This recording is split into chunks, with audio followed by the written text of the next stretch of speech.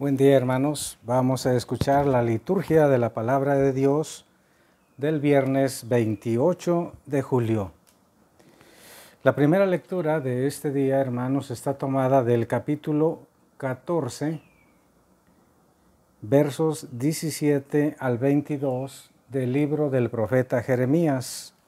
Esta es una lectura famosa y hermosa. De hecho, está incluida en la liturgia de las horas y se lee el viernes tercero en laudes.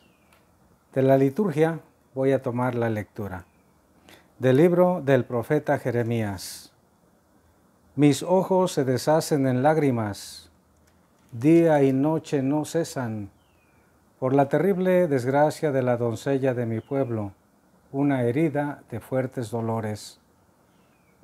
Salgo al campo, muertos a espada. Entro en la ciudad, desfallecidos de hambre. Tanto el profeta como el sacerdote vagan sin sentido por el país. ¿Por qué has rechazado del todo a Judá? ¿Tiene asco tu garganta de Sión? ¿Por qué nos has herido sin remedio? Se espera la paz y no hay bienestar. Al tiempo de la cura sucede la turbación. Señor, reconocemos nuestra impiedad, la culpa de nuestros padres, porque pecamos contra ti. No nos rechaces por tu nombre, no desprestigies tu trono glorioso. Recuerda y no rompas tu alianza con nosotros. Palabra de Dios, te alabamos, Señor. El profeta Jeremías, hermanos, es uno de los 4 grandes profetas escritores que encontramos desde luego en la Santa Biblia. A este profeta le tocó predicar antes del destierro y un poco durante el destierro al que fueron llevados los israelitas por parte de Nabucodonosor a Babilonia. Se describe una situación verdaderamente lamentable, triste, llena de calamidad. Pero el pueblo se lo había ganado. En los anteriores capítulos, el que escuchamos es el capítulo 14, una parte del capítulo 14. En los anteriores capítulos, el profeta de parte de Dios constantemente estuvo exhortando al pueblo por la buena y por la mala, a que cambiaran de actitud. Ellos son los responsables de la situación que se describe en este capítulo 14.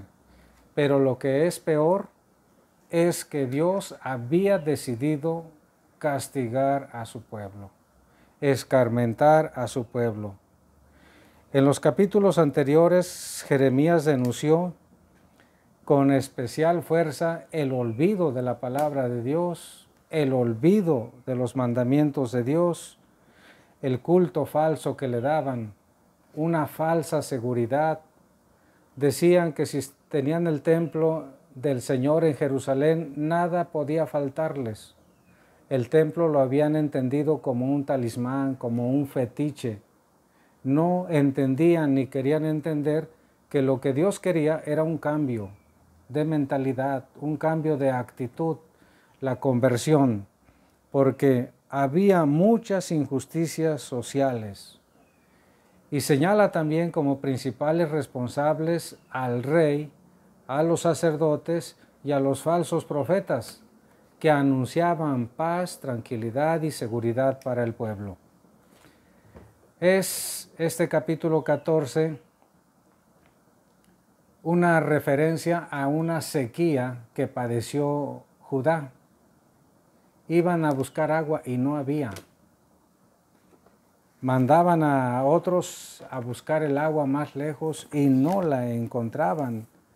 Por eso, con cuánta realidad habla el profeta: salgo al campo, están muertos a espada. Voy a la ciudad, están muertos y desfallecidos de hambre. tanto el profeta como el sacerdote vagan sin sentido por el país. Aquellos que debían dar a la palabra de Dios con toda su pureza se habían corrompido y andaban vagando producto del extravío de su conducta. Finalmente, el profeta Jeremías le insiste en esta liturgia de lamentación hacia Dios: Señor, reconocemos nuestras maldades y las culpas de nuestros padres. Hemos pecado contra ti. No nos rechaces, no deshonres tu trono glorioso. Pero el Señor sabía que Jeremías, al interceder por su pueblo, lo hacía de buen corazón, pero la gente en general no estaba dispuesta. A este azote de la gran sequía estaba otro gran problema: la guerra. Babilonia le había ganado ya a Egipto y se estaba levantando como una gran potencia. Y sabían perfectamente los israelitas y los habitantes de Jerusalén que ahora la guerra era contra ellos. Había un sufrimiento generalizado. Había una desazón en el corazón de todos, pero estaban cosechando la dureza de su corazón, el no hacer caso a la palabra de Dios, el mantenerse en sus malas acciones, en un culto vano, carente de amor, en una vida llena de injusticias. Había ricos, pero gracias a las injusticias sociales que habían cometido con los más necesitados. Del Santo Evangelio según San Mateo. Gloria a ti, Señor. En aquel tiempo Jesús despidió a la multitud y se fue a su casa.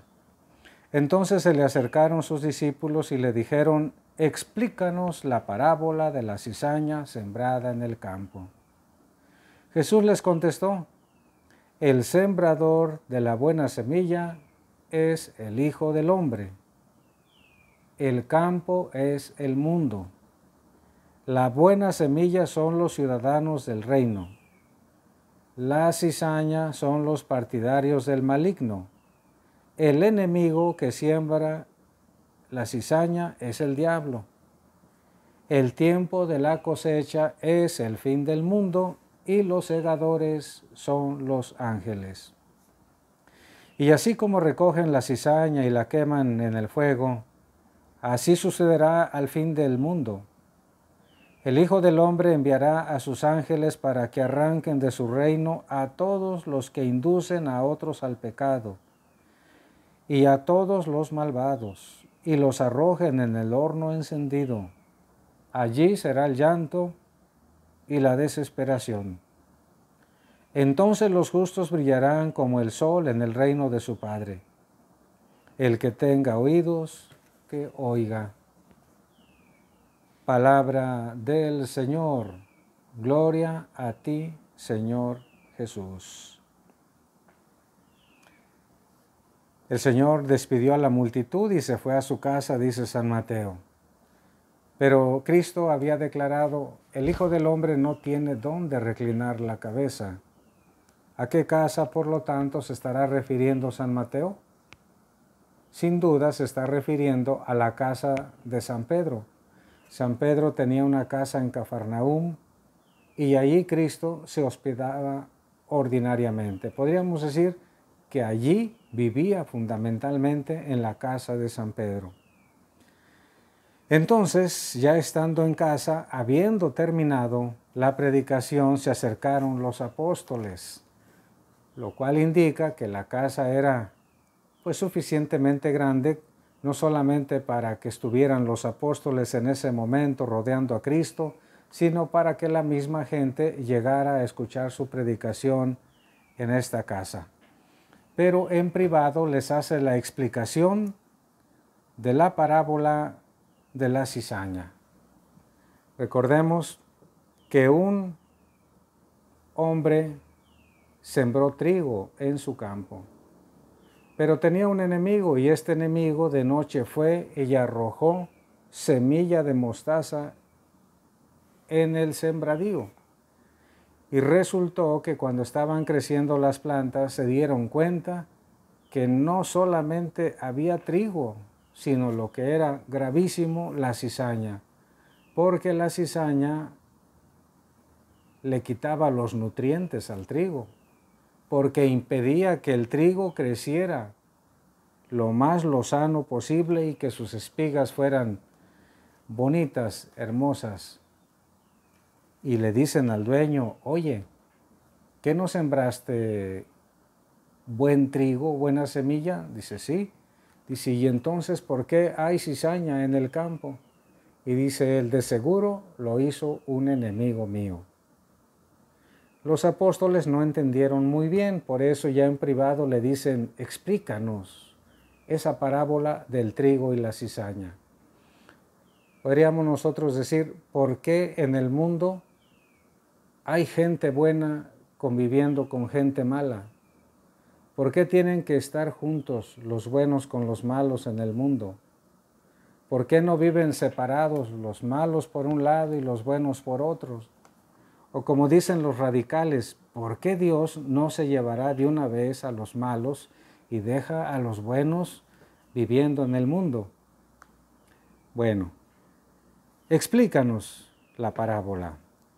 Y entonces el Señor dice, miren, la buena semilla es los seguidores del reino, los ciudadanos del reino. La mala semilla, la cizaña, son los seguidores del demonio. De tal forma, hermanos, que así como Cristo, que es el sembrador de la buena semilla, tiene sus seguidores, como ustedes, como nosotros, el demonio también tiene sus propios seguidores. Hay sectas satánicas y hay algunos otros que, aunque no pertenezcan a ninguna secta satánica, se han opuesto tenazmente a la enseñanza de Cristo. Cristo enseña una cosa y otros opinan todo lo contrario. Hasta hacen leyes que contradicen la voluntad de Cristo.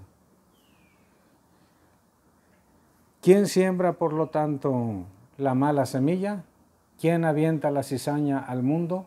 El demonio y sus seguidores. El tiempo de la cosecha es el fin del mundo. Los segadores, los trabajadores son los ángeles. ¿Qué va a pasar entonces cuando sea el fin del mundo? La cizaña será cortada, amarrada en gavillas para ser arrojada al horno. El trigo, en cambio, será almacenado en el granero. El horno encendido representa al infierno. El granero representa al cielo. Una enseñanza siempre, hermanos, constante de Cristo cuando habla de las cosas futuras es precisamente la existencia de un juicio al final de la historia. Hay dos juicios, no lo olvidemos. Hay un juicio particular que tiene lugar cuando cada persona muere. En cuanto alguien muere, el alma se presenta de manera inmediata ante la presencia de Cristo para ser juzgados. Pero al final de los tiempos, todos, vivos y muertos, donde esté cada quien, en el cielo, en el purgatorio, en el infierno o aún vivos en la tierra, todos, estemos donde estemos, habremos de comparecer ante Cristo para el juicio y para el veredicto final, definitivo e irreversible. Entonces, los que van a ser arrojados al horno encendido, o sea, al infierno, van a llorar y van a lamentarse de manera desesperada. Llorar y desesperarse son los verbos que Cristo utiliza para identificar a los que se van a condenar en sus sentimientos más profundos. Por eso, hermanos, siempre he insistido que hay que tener mucho cuidado. En la vida hay que pedirle a Dios sin duda muchas cosas, que nos ayude, que nos bendiga, pero de lo más importante es pedirle que nos conceda salvarnos. Por encima de otros bienes temporales, digámosle al Señor, Señor, de la condenación eterna, líbranos, por favor. Podemos soportar otros males, otras enfermedades, fracasos o desilusiones en la vida, pero el mal supremo, que es la condenación, busquemos por encima de todas las cosas evitarla. No hay de verdad mal comparado, ni siquiera igual, ni siquiera cerquita a la condenación. La condenación es realmente lo peor que a una persona le puede suceder. En cambio, los justos, dice Cristo, que son el trigo, que son almacenados en el granero, van a estar en un lugar seguro. Los justos brillarán como el sol en el reino de su Padre Celestial. Brillar como el sol indica la belleza, la plenitud de la felicidad. Todo será paz, justicia, armonía, amor, libertad. Todo lo bueno que podemos enumerar, hermanos, tendrá lugar de manera infinita en la presencia de Dios, en la visión beatífica del cielo. A eso aspiremos, que ese sea el objetivo de nuestra existencia, salvarnos. Ese que sea el objetivo número uno, el primerísimo de todas las cosas a las que aspiremos en nuestra existencia, la salvación, y que el Señor, con su gracia, con su ayuda, nos la conceda. De la condenación eterna, líbranos, Señor. La bendición de Dios Todopoderoso, Padre, Hijo y Espíritu Santo, descienda sobre todos y les acompañe siempre. Por favor, hermanos, denle like, compartan y pulsen la campanita para que les llegue oportunamente el próximo video. Feliz y bendecido día tengan todos. Gracias.